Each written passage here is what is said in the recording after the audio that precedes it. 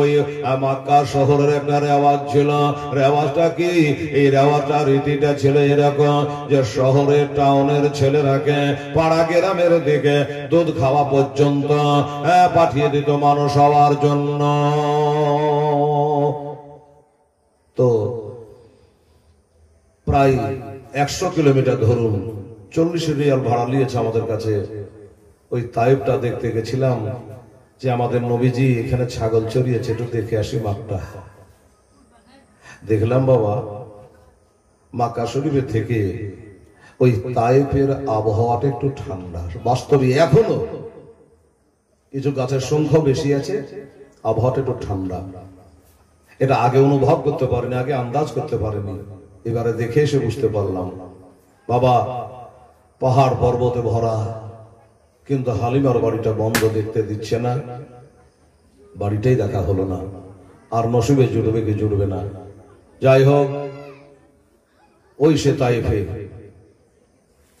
থেকে একদল মহিলা তারা এসেছিল খবর পেয়ে, দুর্ভিক্ষর সময় ছিল। শুনেছি নাকি এবার মক্কা শরীফের সন্তান পুত্র সন্তানের ঢল নেমেছে।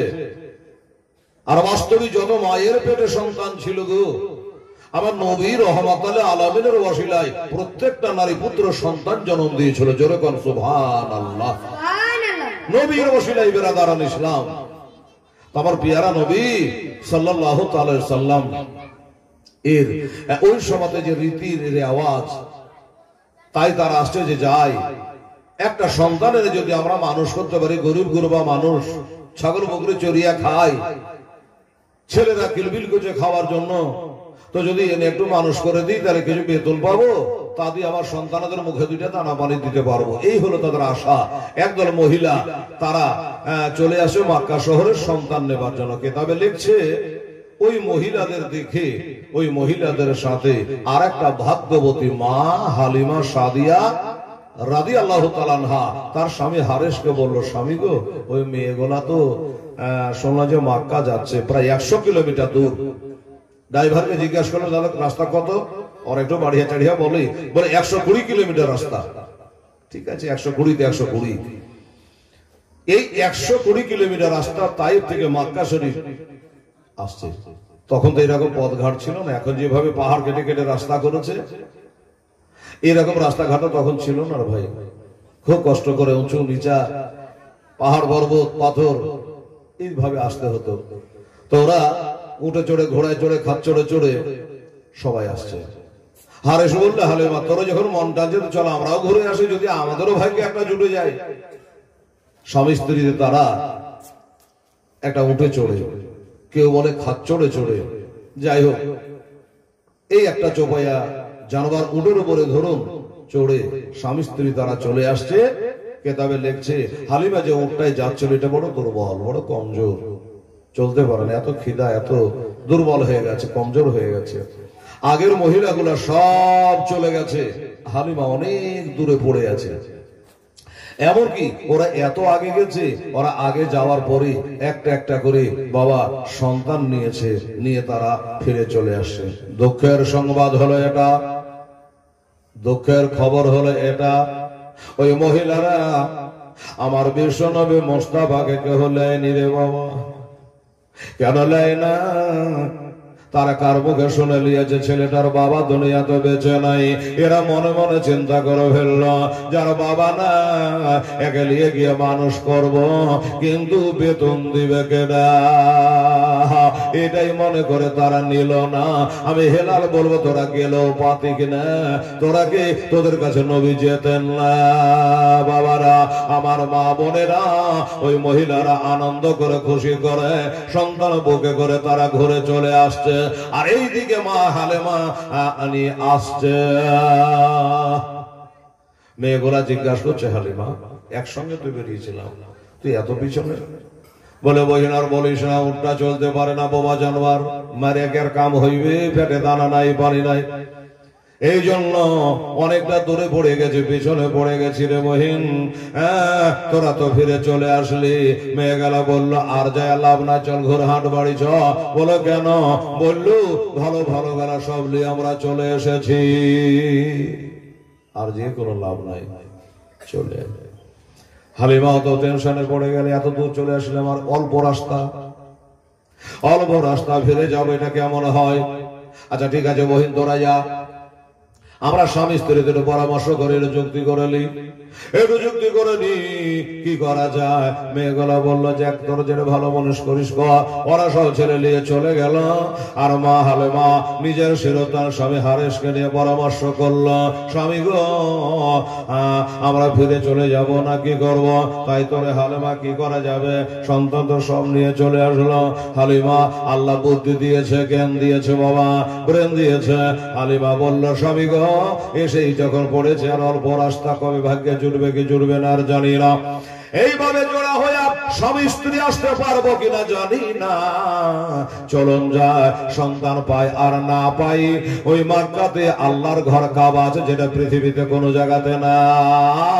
ওই কাবা শরীফটা কমসে কম এটা তপ করা হবে। কথা তো সত্যই, সারা দুনিয়াতে সবকিছু আছে বাবা, কিন্তু কাবা তো আর নেই। 5 তলা মসজিদ আছে, 7 তলা মিনার আছে, কাবা আছে একটাই কাবা, সেটা হলো মক্কা শরীফে।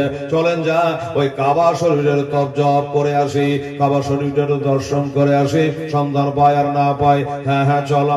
হালেমা স্বামী স্ত্রী গল্প করছে, উঠে চলে যাচ্ছে, কথাই বলছে, স্বামী গো শুনেছি ওই কাবা ঘর এমন একটা ঘর, যেখান করে গিয়া আল্লাহর কাছে দোয়া করলে, কাবার দেওয়ালে হাত দিয়া দোয়া করলে আল্লাহ নাকে দোয়াখানা কবুল কইরে আল্লাহ, আল্লাহ দোয়া কবুল করে নেই। তো চলুন যাই। এবার গেলেন, আব্দুল মুত্তালিব তো ওই কাবার দেখভাল করে, আমার নবীর দাদু। ওইখানে গিয়া আল্লাহর ঘরের সামনে গিয়া হাজার হাজার লক্ষ লক্ষ মানুষ যারে যার হয়ে বাবা কান্দে গো। এই কাবা ঘরে সবাই যারে যার হয়ে কান্দে, ছেলে বলুন আর মেয়ে বলুন, আমার হাজী সাহেবানেরা সবাই কাবা ঘরে গিয়ে কাঁদছে, আল্লাহ আমাদের জীবনে সমস্ত গুনাহ খাতা তুমি মাফ করে দাও। বাবা দোয়া করে, হালিমা দোয়া করছেন, আল্লাহ আমি আমার স্বামীকে আশা দিয়ে নিয়েছি তোমার ঘরে, তুমি নাকি দোয়া কবুল করে নাও। এই গরিবের দোয়া একটু কবুল করো আল্লাহ। এ দোয়াটা হলে এটা, সেইটা হলো একটা সুসন্তান আমাকে মিলিয়ে দাও, আমাকে যেন খালি ঘুরে যেতে না হয়। আল্লাহর কাছে দোয়া করলো, আল্লাহ কারেন্টের মতো দোয়া মঞ্জুর করে নিয়েছে রে মা, দোয়া কবুল করে নিয়েছে। বলবেন কি করে বোঝা গেল দোয়া কবুল করেছে? বোঝা গেল কি করে? এই কান্না শুনে আমার নবীর দাদা আব্দুল মুত্তালিব ভিতর থেকে বার হয়ে আসতেছে। ওই মা, এই মহিলা কেন কাঁদিস মা? বাড়ি কোথায়? কিসের দুঃখ এত? কি জন্য কাঁদে? বললো কে জানি আল্লাহ মনে হয় দোয়া কবুল করেছে, আল্লাহ তো নেমে আসবে না, আল্লাহর বান্দাকে পাঠিয়ে দিয়েছে। বলল বাবা গো আমাদের বাড়ি এখান থেকে 100 কিলোমিটার দূর, আমাদের দেশটার নাম হলো তায়েফ। তাই বললাম, তা কি মনে করি মা? বলে শুনলাম এই দেশে নাকি এবার পুত্র সন্তান অনেক এসেছে, তো একটা নিব মনে করে এসেছিলাম। আমার উটটা দেখেন খুব দুর্বল, তো আমার দেশের মা বোনেরা এসে সব একটা করে কোলে করে নিয়ে চলে গেল, আমি পিছনে পড়ে গেছিলাম।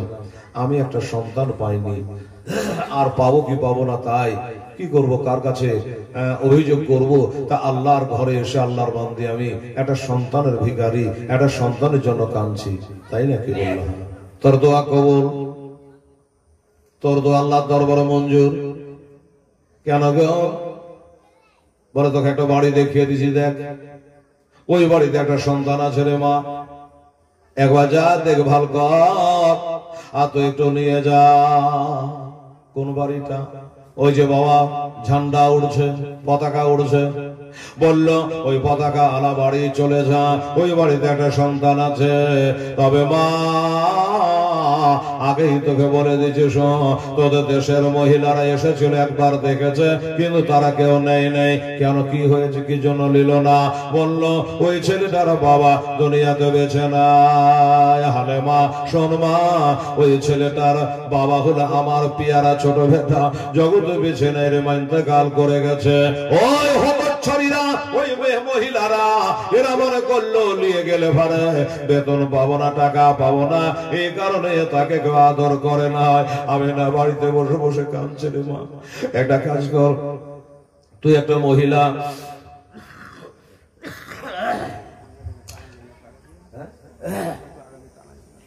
আর তো নাই কোনো দিকে মানুষ কে আছে কি, থাক বসে থাক।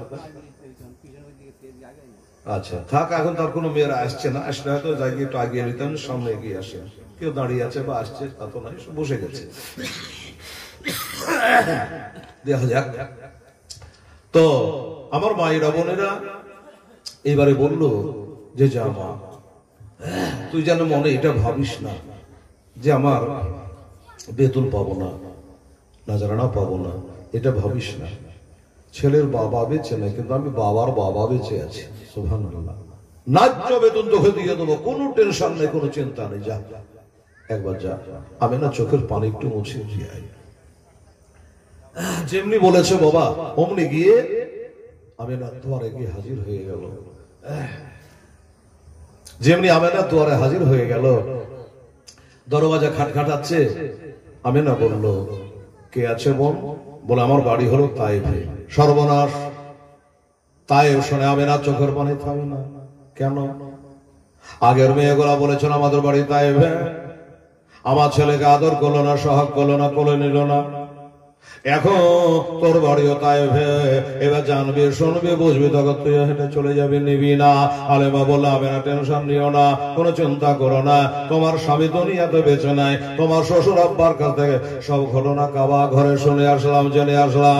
এলিয়া তোমাকে চিন্তা করতে হবে না, টাকা দরকার নাই, পয়সা দরকার নাই। হ্যাঁ, এক নজর খালি তোমার ছেলেটাকে একবার দেখাও। ভিতরে গেল নবীজি। 1 মাসের বাচ্চা কত বড় হবে, একটা কাপড় দিয়ে চাদর দিয়ে ঢাকা রয়েছে, পাঁজরে বসলো। এই দেখ বহিনা আলেমা, এটাই হলো আমার সেই সন্তান, এটাই হলো আমার একমাত্র সন্তান। আর বাবা দুনিয়াতে বেঁচে নাই। ওই রুমালের কোনাখানা যে তুলেছে বাবা আমি না আলেমা, যেমন রুমাল খানা কোনাখানা তোলা, চাদরের কোনাখানা উল্টে দেওয়া, অমনি যেন লাটাইয়ের মতো চোখগুলা নবীজি তাকায়া তাকায়া আর মিচকি মিচকি হাসছে। আর আলেমা দিকে যেন তাকিয়ে রয়েছে। আলেমার মনটা জয় হয়ে গেল, আলেমার মনটা খুশি হয়ে গেল। মিচকি হাসি হাসলে বলকার মনটা পাগল না হয়। বাচ্চা ছেলে আমার দিকে হাত বাড়াইয়া দিল। আজ যেমনি হাত বাড়াইয়া দেওয়া, অমনি মা হালেমা সাদিয়া রাদিয়াল্লাহু তাআলা আনহা ওই বিছানা থেকে তুলে বাবা নিজের মুখখানে লাগাইল। নিজের মুখে লাগিয়েছে। বলল আমেনা, তোমার এই সন্তান আমার পছন্দ হয়ে গেছে। আমার টাকা পয়সার দরকার নাই, আমার সোনা চাঁদি হীরা মনে মুক্তার দরকার নাই। আমার তোমার ছেলেটাকে পেলে আমার সব পাওয়া হবে। আমি নিয়ে যাব, আমার তায়েফ শহরে নিয়ে যাব। আমেনা বলল আমার কোনো আপত্তি নাই, ঠিক আছে। এখন হালেমা বলল তাই তো নিয়ে তো যাবো, তার একটু পরীক্ষা নিরীক্ষা করে নি। এই ছেলে ভাত রুটি খেজুর খুরমা খেতে পারে না, দেখা যায় একটু পর্দা করে নিজে ডান স্তনে লাগাইলো। যেমনি ডান স্তনে লাগানো আমার দিনের নবী মুস্তাফা সাল্লাল্লাহু আলাইহি সাল্লাম একটু বাবা দুগ্ধ পান করলো, একটু দুগ্ধ পান করলো। বুঝে গেল যে না নিয়ে যেতে পারবো, চলবে। ডান স্তন থেকে ঘুরিয়ে আবার ঘুরিয়ে বাম স্তনে লাগাচ্ছে আমার দিনের নবীকে। কিন্তু নবীজি বারবার মুখটা সরাইয়া নিচ্ছে, যেই বাম স্তনে লাগাচ্ছে অমনি মুখটা সরাইয়া নিচ্ছে। কারণটা কি? নবী হলো গায়েবের সংবাদদাতারে বাবা। আমার নবীজি জানে এ মেয়েটার একটা সন্তান আছে, এর নিজের বেটা আছে, আমার একটা দুধ ভাই রয়েছে। আমি যদি দুটাই পান করি আমার দুধ ভাই কি খাবে? সুবহানাল্লাহ। আমার দুধ ভাই কি খাবে? যার কারণে একটা নিজে পান করলো, একটা দুধ ভাইয়ের জন্য আমার ইনসাফ আদেলের নবী একটা জমা রাখলো। এই হলো নবীর জীবনী, এই হলো নবীর ঘটনা, বাল্যকালের ঘটনা। বুকখানে লইয়া আমার পিয়ারা নবীকে আমেনার বাড়ি থেকে বিদায় হলো। কিসে চলে গেল? যাবার সময়তে বাবা যে উঠটা চলতে পারছিল না, ওই উঠটাতে আবার আল্লাহকে স্মরণ করে নবীকে বুকে করে উঠটায় চেপে গেল। যেমনি উটের উপরে বসে গেছে বাবা, আল্লাহর কসম উট কিন্তু এবার চালু হয়ে গেল। যে উট চলতে পারছিল না, ওর চলতে পারছিল না বাবা, এবার ওর চালু হয়ে গেল। কেন বলুন তো? ওরটা বুঝে নিয়েছে, এখন আর ওই আলসামো করলে হবে না, গাফলাতি করলে হবে না, অলসতা আনলে হবে না, আস্তে আস্তে হাঁটলে হবে না। কেননা আমার পিঠে যিনি বসে আছে তিনি হলো আখেরি পয়গম্বর, আল্লাহর নবী, আল্লাহর হাবিব বসে আছে। এই সময় আমি যদি আস্তে চলি, কিয়ামত পর্যন্ত যত উট আসবে সবাই আস্তে চলা স্বভাব হয়ে যাবে। কাজে আমি আস্তে চলবো না, আমার পথে নবী যেন বেজার হয়ে না যায়, আমার নবী যেন আমার উপরে নারাজ না হয়ে যায়। কারণ নবী যদি বেজার হয়ে যায়, আল্লাহ তাআলা বেজার হয়ে যাবে। কারণ নবী ছাড়া আল্লাহ পাবে না রে দেওয়ানা, এই নবী ছাড়া জান্নাত পাবে না। আল্লাহ বলে কোরআন পাকে, যেজন পেতে চাও আমাকে, ধর আমার নবীর দামান খানা রে দেওয়ানা, নবী ছাড়া জান্নাত পাবে না,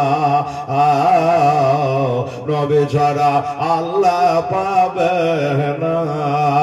আগে যাও আমার নবীর দ্বারে, আগে যাও আমার নবীর দ্বারে, গোলাম হরে নত শিরে, নবী দেবেন আল্লাহর ঠিকানা গো দেওয়ানা, নবী ছাড়া আল্লাহ পাবে না।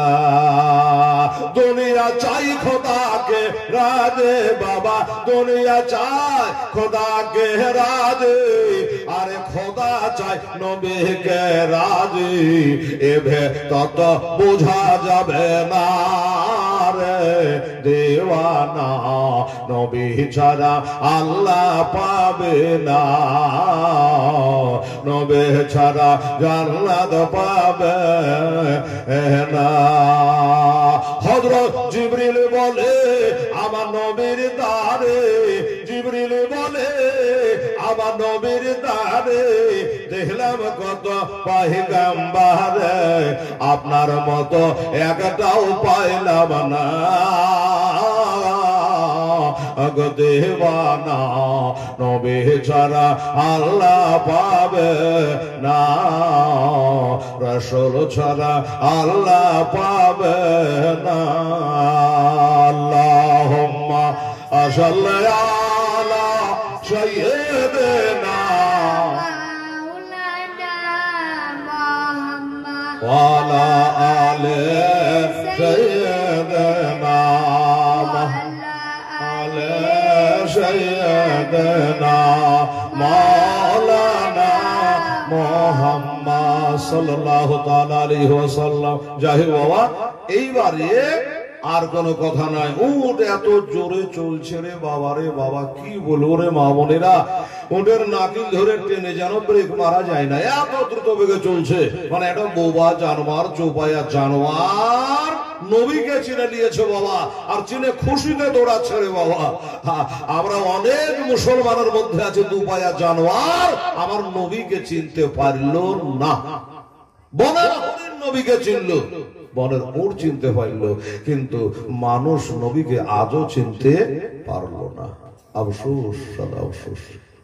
যাই হোক, এত দ্রুত বেগে গেল, আগের মা বোনেরা যে চলে যাচ্ছিল মানা করছিল, ওদেরকে ওভারটেক করে ওদের পাশ দিয়ে সংসার আওয়াজে হালিমার ওর যেন বেরিয়ে চলে গেল।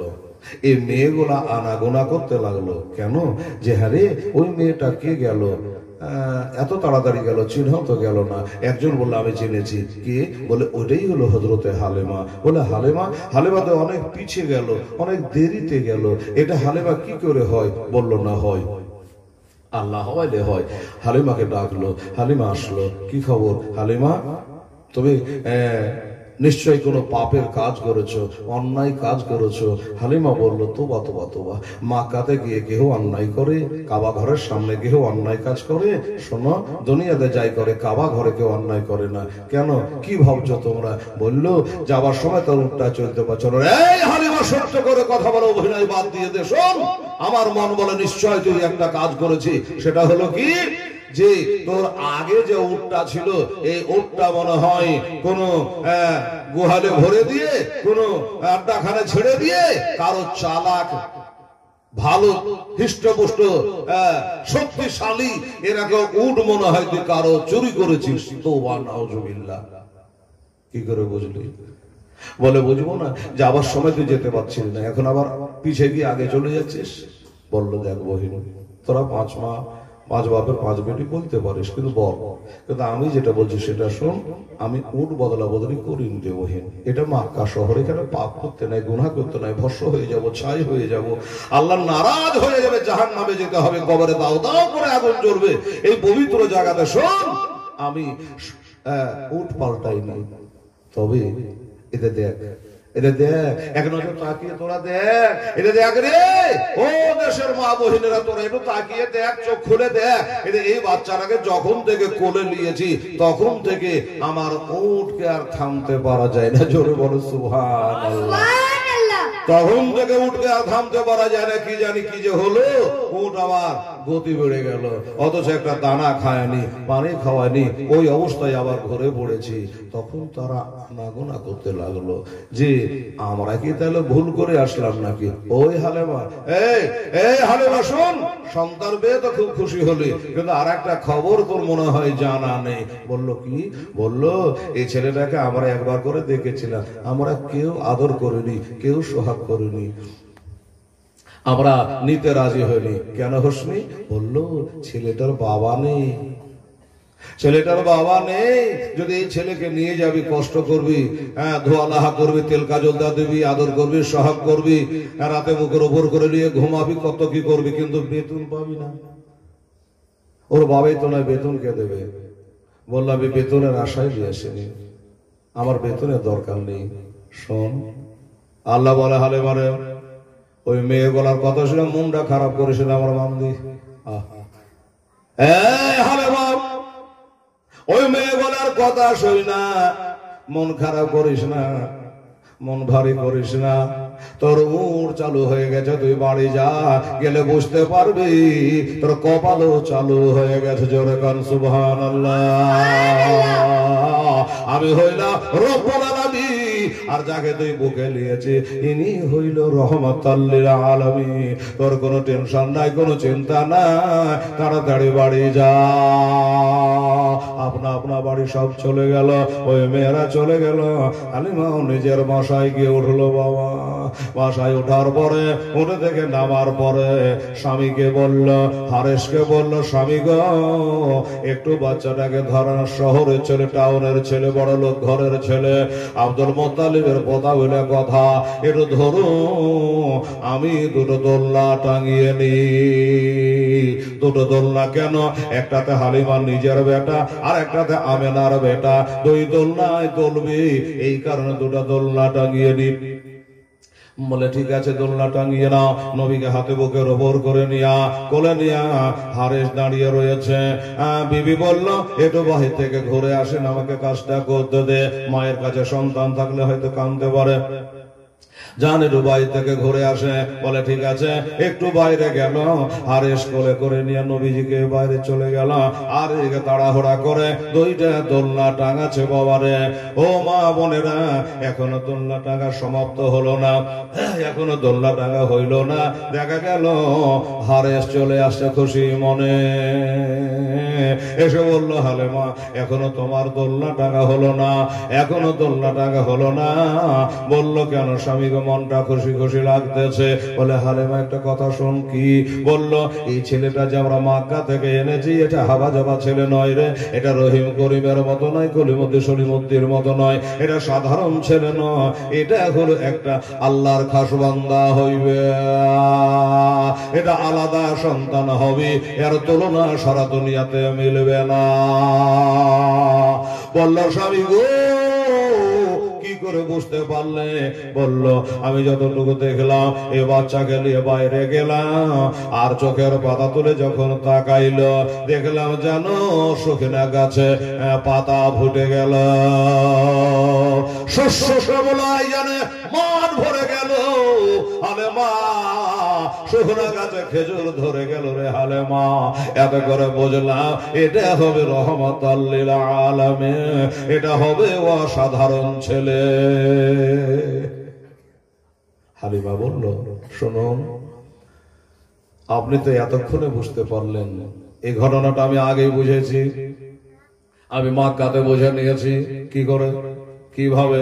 বলল, স্বামী গো, এটা লজ্জার কথা আপনাকে বলি, কাউকে বলা যাবে না, শাশুড়িকে বলা যাবে, ননদকে বলা যাবে না, পাড়া প্রতিবেশী কোনো মহিলার সামনে গল্প করা যাবে না। একদিন গল্প করিনি, আপনি বললেন তাই আমিও বলছি, শুনে রাখা। বলল কি? বলল এই ছেলেটা অসাধারণ ছেলে, আমিও বুঝে নিয়েছি, আমি আর বাড়িতেই বুঝে নিয়েছি। কি বুঝেছ?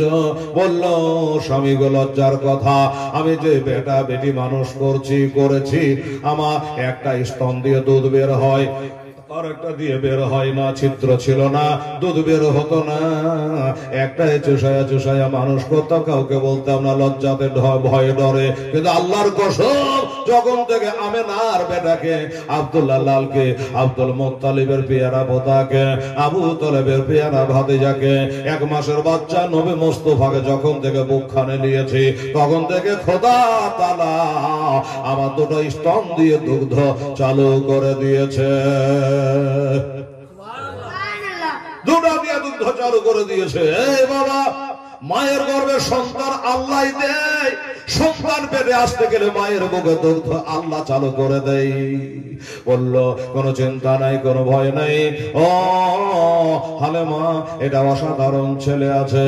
যাই হোক, দুটো দোলনা টাঙানো হলো, 2টা দোলনাতে একটাতে আমাদের নবীকে আর একটাতে তার নিজের বেটাকে শোয়া দেয়। এই দোলনা হিলাই চলে। এই করতে করতে করতে করতে করতে সময় কারো জন্য অপেক্ষা করে না, করবে না। আমার মা বোনেরা, টাইম তো চলে যাচ্ছে রে মা। দেখতে দেখতে 1টা মাস পার হয়ে গেল। দেখতে দেখতে ঝুল্লু টাঙ্গাতে করতে 1 মাস পার। এদিকে যখন 1 মাস পার হলো, তখন জননী মা আমেনা বাড়িতে বসে বসে ছাঁচ ফাঁচ ভাবছে, দেশের রীতি রেওয়াজ এই বলে আমার বাচ্চাকে দিয়েছি, আর একটা তো বেটা বেটি নাই, তারা গেলে আদর করবে, ওই একটাই। তো 1 মাস যাওয়া হলো, মনে যেন শান্তি আসছে না। সুবহানাল্লাহ, মনে শান্তি আসছে না। 1 মাস যাওয়া হলো, ছেলের মুখটা দেখিনি। আমার যেমন মনটা ছটফট করছে, ছেলেরও হয়তো মায়ের জন্য মনটা ছটফট করছে। সুবহানাল্লাহ, আলহামদুলিল্লাহ। মা এমন একটা জিনিস, অজ্জাজ। ওরে ছেলে যখন কোথাও যায়, তখন মায়ের দিলে শান্তি নাই। জোরে বলে সুবহানাল্লাহ। ওরে ছেলে যখন কোথাও যায়, তখন মায়ের দিলে শান্তি নাই। কখন ফিরিবে বাচ্চা আজ বাড়ি, তো দাঁড়াও মায়েরে দেখি, নয়ন ভৈরা মাকে দেখি রে গ্রামবাসী, একটু দাঁড়াও মায়েরে দেখি। জিন্দাতে অনেকে বাবা মায়ের তাজিম করে না, মায়ের সম্মান করে না। যখন মা মারা যায়, তখন বেদনাটা বুঝতে পারে যে মা কি জিনিস ছিল। কথা ঠিক কিনা বাবা? মা মারা গেলে তখন সেটা ছেলেরা বুঝতে পারে, আর মা সব সময়ের জন্যই ছেলের জন্য জান দেয়। সুবহানাল্লাহ। আরে মা যদি মরে যাইগো মরে, কে ডাকবে আর বেটা বলে? মা যদি মর যাইগো চলে, কে ডাকবে আর যাদো বলে? কে বলিবে খেয়েছ ডাকে খাবে কি? একটু দাঁড়াও মাকে দেখি, নয়ন ভৈরা বাইরে দেখে হিরে গ্রামবাসী, একটু দাঁড়াও মাইরে দেখি, একটু দাঁড়াও মাইরে দেখে। নবীজি বলেছেন, মাকে কেউ যদি একবার দেখে, তো নবী বলছে তার একটা মাকবুল হজের নেকি হয়। জোরে বলে সুবহানাল্লাহ। সাহাবী বলে, হুজুর, নিজের মা, নিজের ছেলে, 100 বার যদি মাকে দেখে কি হয়? তো আমার নবীজি বলল 100 বার যদি কোনো সন্তান তার মাকে দেখে তো 100টাই হজের নেকি আল্লাহ তাকে দেয়। জোরে বলে সুবহানাল্লাহ। 100টাই নেকি তাকে দিয়ে দেয় আল্লাহ পাক। হজের নেকি, মাকবুল হজের নেকি, কবুলিয়াতের নেকি।